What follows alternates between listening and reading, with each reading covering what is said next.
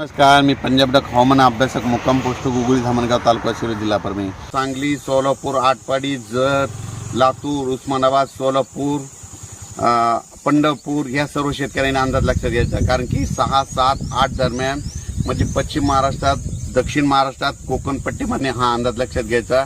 आणि त्या शेतकऱ्यांना आपण आपल्या आंब्याची, काही जणांचं द्राक्ष शिल्लक राहिलं असतं तर द्राक्षाची, काही जणांचं रॅकवर द्राक्ष आहेत तर त्याची देखील काळजी घ्यावं.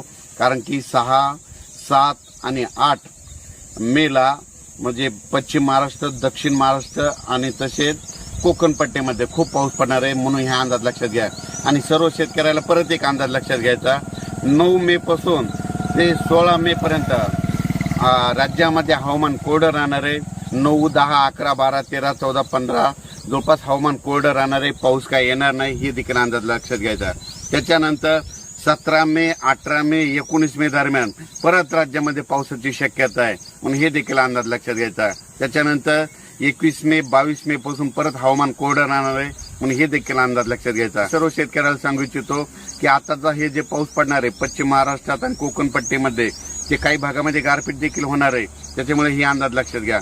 आणि सर्व शेतकऱ्याला सांगतो, या पावसामध्ये पश्चिम महाराष्ट्र आणि कोकण पट्टीमध्ये आणि दक्षिण महाराष्ट्रातल्या पावसामध्ये विजेचं प्रमाण जास्त असणार आहे. म्हणून झाडाखाली थांबू नका.